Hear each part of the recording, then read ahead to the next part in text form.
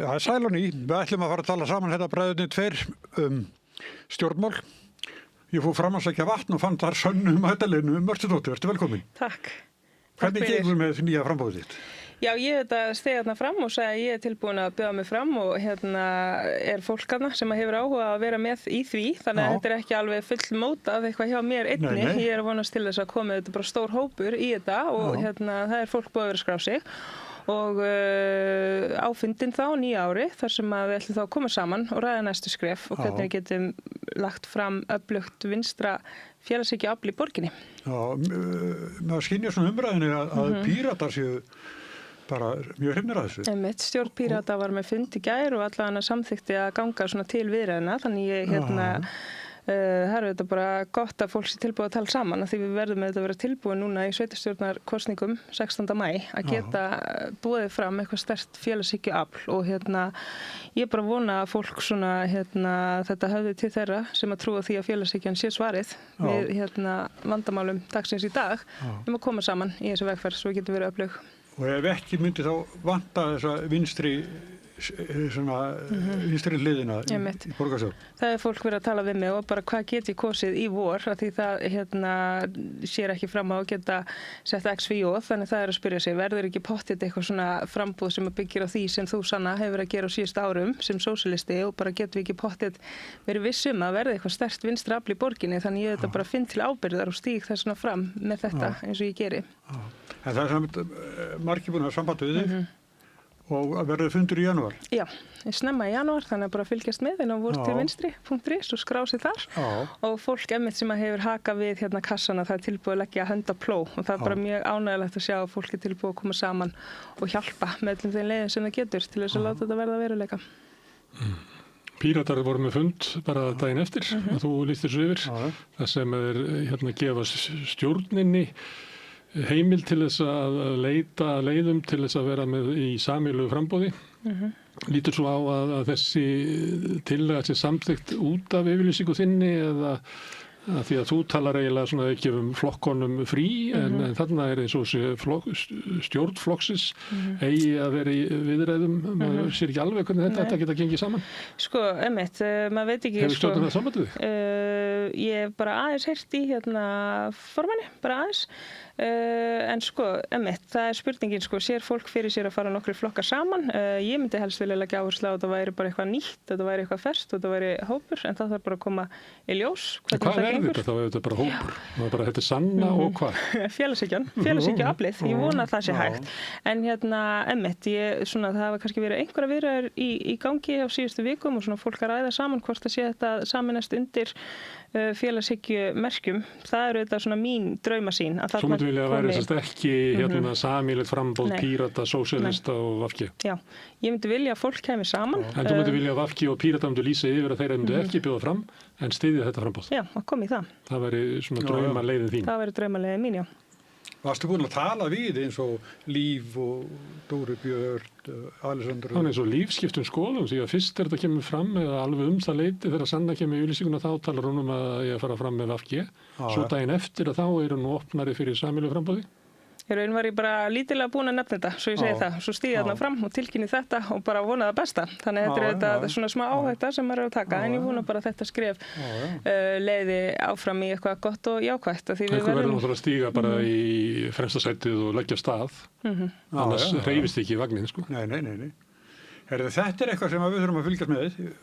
Já, heldur betur. En stundum er sagt svona í pólitík að þegar fólk lýsir svona yfir eins og þú, þá hringi síminn langt fram eftir kvöldi af alls konar fólki með framavonir í pólitík. Hefur fengið mörg svoleiðis símtöl? Ég fengi bara stuðningssímtöl, sko. Ég fengi bara eitthvað, ég styð þetta, ég vonandi að vera veruleika, ég hér eða þú vilt að ég hjálpi, þannig ég hef ekki fengið, sko, ég vil vera framála á lista. Ég fengi meira bara eitthvað, ég vona svo innilega þetta gangi, hvernig get ég hjálpað og fullt af fallegum skilaboðum og kveðjum líka sem kann bara virkilega meta, þannig að fólk er alveg til í allan að hjálpa sem að er mjög mikilvægt. En þú sér fyrir þér að þetta sé framboð vinstra megin við Samfylkinguna. Já. Þú ert í meirihluta með Samfylkingunni. hvað er það sem að þú vilt leggja áherslu á eða frambóði sem að þú vilt taka þátt í sem að samfélkingin getur ekki skaffað allt þess vel. Mér finnst að við verðum að vera duglega að tala til dæmis sanngjarna skattheimtu, útsvara fjármagnstekjur, Reykjavíkurborg að leiða þá baráttu og segja bara að þetta gengur ekki að við séum ekki að fá nægar tekjur sveitarfélögin og auðvitað er ýmislegt sem ég hef svona lagt áherslu á í gegnum tíðina sem við erum ekki að einblína á núna í meirihlutasamstarfunum og það er að nefna til dæmis eins og bara með laun borgarfulltrúa, þetta er kannski ekki eitthvað stærsta máli en þetta er alveg mál sem að ég myndi þurfa aukinn meirihluta við til þess að endurskoða laun borgarfulltrúa, álagsgreiðslur sem að borgarfulltrúar fá þannig að það er svona ýmislegt og líka bara að það sé þessi sterka vinstri rödd í borgarstjórn því að ef það er engin vinstramein við samfélkingu þá þetta vantar stóran hluta af fulltrúum almennings í borginni. Eins og sést á þinginu. Og hvert er markmiðið að þú sleppir inn í borgarstjórn eða að þú farir inn í borgarstjórn með 4-5 með þér? Já, það er markmiðið. Eða fleiri? Það er ekkert verið að takmarka sig. Nei. Þetta verði þá markmiðið væri að þetta væri frambóð sem að væri svona allavega þriðja stærsta frambóðið. Já, allavega. Eftir Sjálfstæðisflokki og Samfylkingu. Og við sjáum líka, að þeim er líka mikilvægt að við séum ekki með hægri stjórn í borginu og ég finn bara til ábyrgð til þess að gera allt sem ég get gert til þess að við höldum, við séum með stjórn sem er með félagslegar áherslur og við fáum ekki Miðflokkinn og Sjálfstæðisflokkinn sem að selja margt frá okkur og skera niður og einkavæða og minnka í þjónustu við borgarbúa. Þú fórst inn í meirihluta til þess að koma í veg fyrir meirihluta Sjálfstæðisflokks Framsóknar Viðreisnar og sem að þeir þurftu flokkfólksins með. Ertu sannfærð að það hafi verið rétt ákvörðun hjá þér? Já, algjörlega. Og ég er mjög ánægð með þessar áherslur sem eru 5 flokkar samstarfinu núna í borginu og þetta er algjör nýlunda. Það hafa aldrei verið 5 flokkar áður og við erum auðvitað að leggja áherslu á húsnæði. Við settum til dæmis $0,5 milljarð til félagsbústaða til þess að setja auka félagslega húsnæðisuppbyggingu og svona ýmislegt annað sem við höfum að gera eins og skoða hvernig við getum byggt meira með verkalýðshreyfingunni og innviðina þannig að þetta finnst mér bara mjög gott það sem við höfum verið að gera í borginni núna og það þarf að halda áfram. En þetta sem sagt, þessi meirihluti þegar finnst það ekki bara að vera svona björgunarbátur fram að kosningum að þetta var svona upplaust í borginni og því fór ekki þannig inn bara til að bara keyra að landi. Hinn kostur var náttúrulega hægri meirihluti. Auðvitað er maður að koma í veg fyrir hægri meirihluta með því að fara í þetta en auðvitað leggum maður áherslu á félagslegar áherslur í þessu samstarfi sem að mér finnst mjög mikilvægt sem við erum að ná fram. Þið náðu að koma ykkar pólitík inn í. Já.